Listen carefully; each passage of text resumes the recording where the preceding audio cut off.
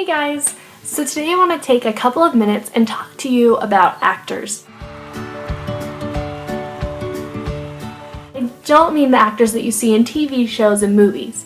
I'm talking about stage actors from Greece thousands of years ago. For those of you who don't know, Greece is a small country located in Europe, which is across the Atlantic Ocean.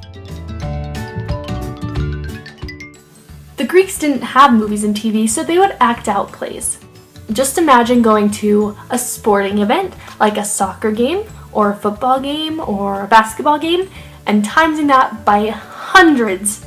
That's how many people would come. They would have all kinds of plays. They would do sad plays, they would do happy plays, they would do funny plays, you name it. I'm just going to be talking about the specific time period called the Hellenistic period.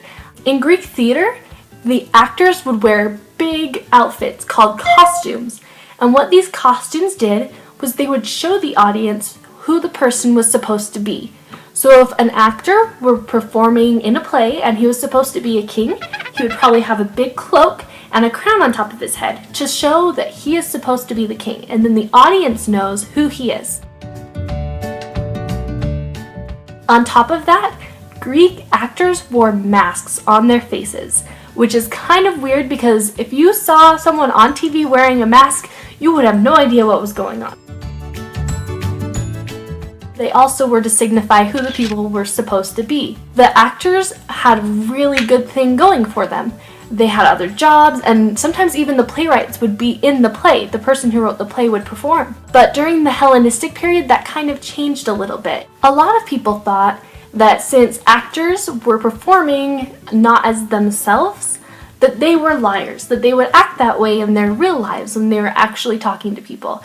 So people didn't really want to trust them. And even though the Greeks didn't exactly trust actors, they had a lot of cool things that they got to do.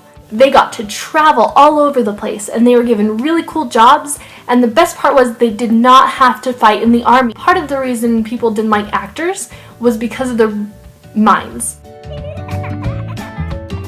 When you think of mimes, you probably think of the striped shirts and the face paint and acting things out with your hands. But it's a little different than that. Greek mimes actually talked, and they juggled, and they danced and sang, and they acted things out. It was basically like a small traveling circus. They would travel all over, and they kind of kept to themselves, and people didn't like that.